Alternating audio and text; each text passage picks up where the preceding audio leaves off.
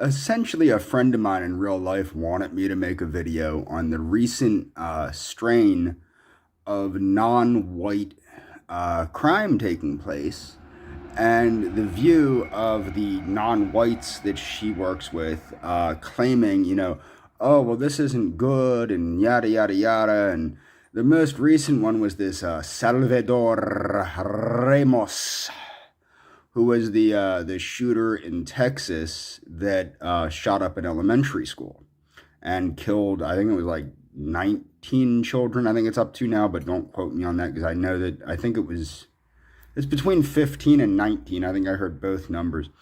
But my point is I've been trying to make my channel less edgy, less politically oriented, and of course less racially oriented. I'm not particularly geared toward race anymore. I do embrace the concept of La Raza Cosmica, the cosmic race.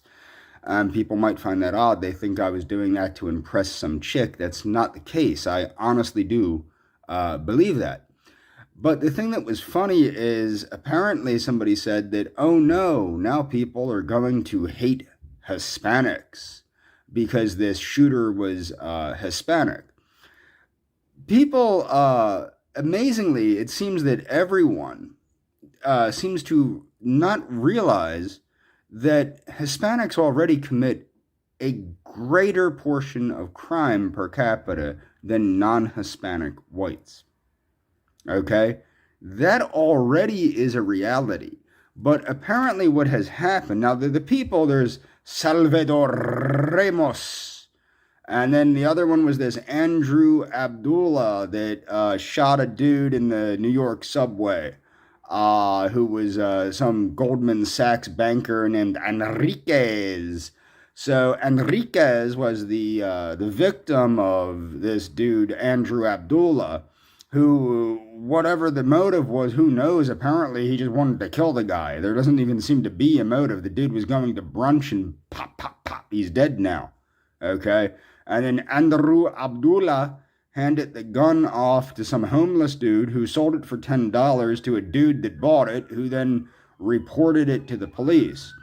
And then the other one is this Frank James dude, the subway shooter, the mass shooter, where I don't think anybody died in that one, but he used smoke grenades, a gas mask, and committed a mass shooting on the New York subway. And it just seems if I don't make these videos, nobody's making these videos. But what's interesting is with the Salvador Ramos one, they basically were stating that he was an 18-year-old man, an 18-year-old man. They did not mention his race or ethnicity, okay? And that he, and as they were mentioning this in the newsreel that I saw, they stated that there was a guy at the Garlic Festival that was a far-right extremist. Now, regarding the Garlic Festival, I did make a video about the Garlic Festival, okay? And the guy was targeting Hispanics, but he was not white. He was half Persian and half Italian. So they bend the rules a little bit. It's kind of like the guy that shot up, I think it was the Publix grocery store, where he ended up being a Syrian that looked like George Costanza. And I did a video about that too. I'll try to find the video and I'll leave a link to that also.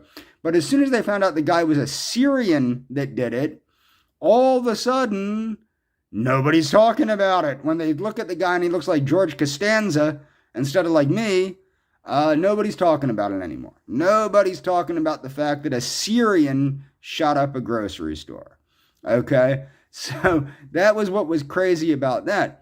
But whenever you, and then of course we have, I have a video, besides the Garlic Festival, of course I have What Went Wrong. What Went Wrong was a video I did about a gentleman named Andrew Wong, who was a veteran that shot up a naval recruitment center, I believe it was. And then, of course, you have Christopher Dorner, the African-American gentleman that went to war with the LAPD. Okay? So the thing is, what you will see is whenever the shooter happens to not be Caucasian, it's always, first of all, like with this one, they try to bring attention to far right extremism. Okay, and I'm going to leave a link to my videos on black on Jewish crime, black on Asian crime, and black on Hispanic crime. Simply because what I want to point out is there was a gentleman that did target, what seemingly targeted Asian American women, but was actually targeting workers at a massage parlor. And they were trying to say that he was a white supremacist.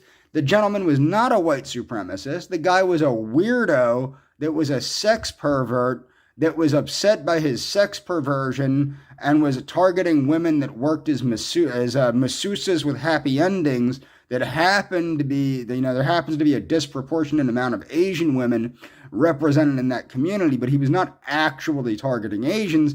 He was targeting what he considered sex workers. Okay?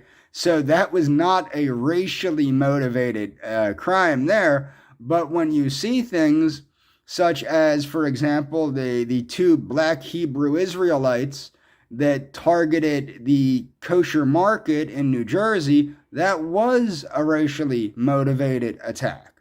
Okay? But you don't hear about that, and you don't hear that it's racially motivated. What you do hear about is, for example, the gentleman that targeted the synagogue in, I think, Harrisburg or Pittsburgh, one or the other, because that was considered a white supremacist attack.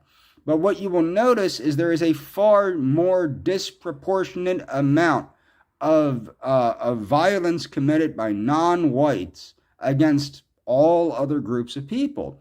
But the media decides not to cover this. And the person that brought this to my attention, what had bothered her so much is even alt-right news people that she likes, like this Ivory Hecker, who I like too. She's a former Fox News person. People need to understand this alt-right horse shit and this alternative media horse shit. A lot of this is just controlled opposition bullshit. Okay? That's what it is. It's controlled opposition. It's not real. They're not digging into anything. And when they do, they're canceled. Okay? Who remembers the Doctor of Common Sense? He was canceled. Who remembers Dr. David Duke? Canceled. Okay? Who remembers Colin Flaherty? Canceled. Okay?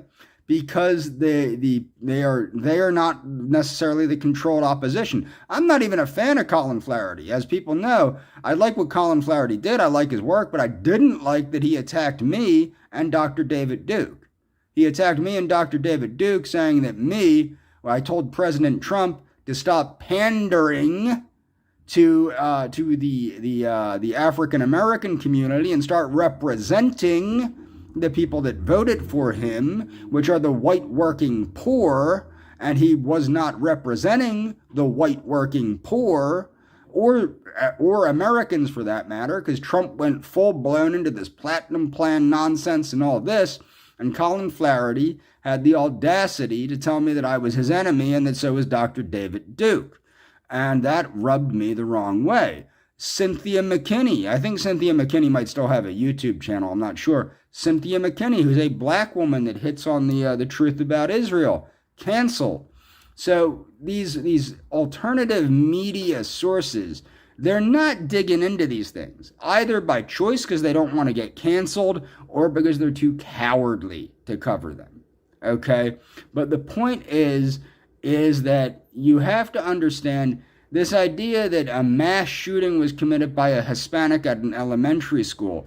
Yes, that's horrible. But there is also a disproportionate amount of violent crime committed by Hispanics every day in the United States compared to white non-Hispanic Americans. Just like there is a very large disproportionate amount of crime committed by black Americans compared to white Americans, Hispanic Americans, Asian Americans, etc. Okay? So people need to recognize that, and this is the thing, this is what gets to people.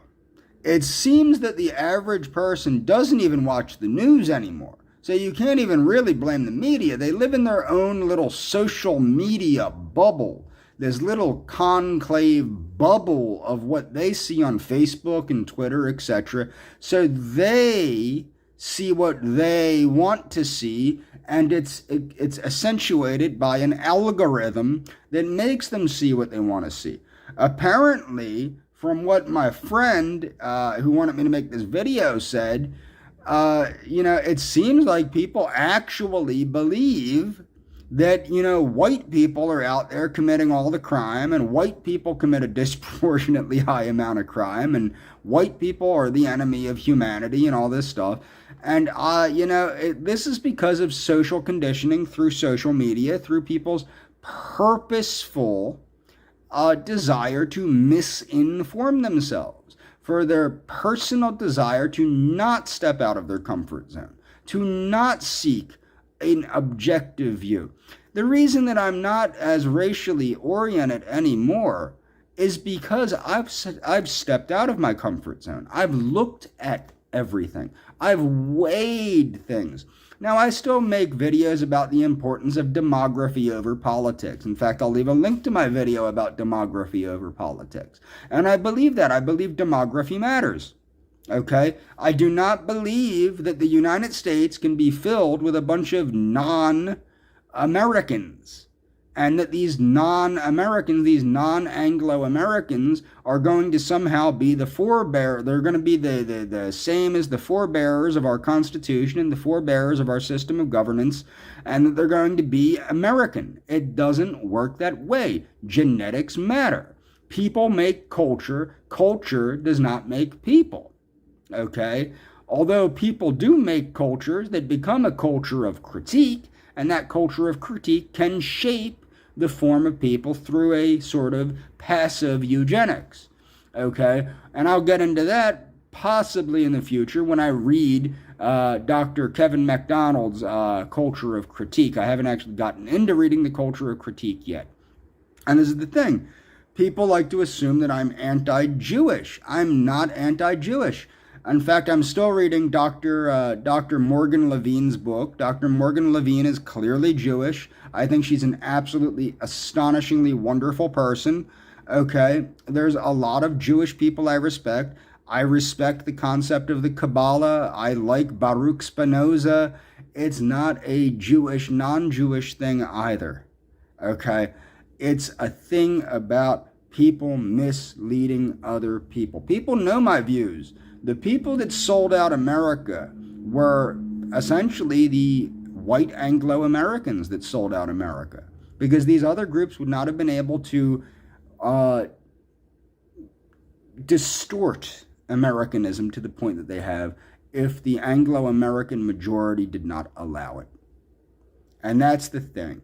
So what people need to understand, real crime is happening. People like Salvador Ramos, Andrew Abdullah, and Frank James are out there committing crimes every day. In fact, there's people committing more crimes than that every day. When you live in a higher crime community, I tend to, you start to see that, maybe there's something to demography. Maybe demography matters. Maybe demography matters more than politics. I'm going to leave a link to Michelle Malkin's speech to MREN. Maybe demography matters more than whether you live in a liberal community or a conservative community. Maybe it's demography. Maybe it's genetics. That's all for this video.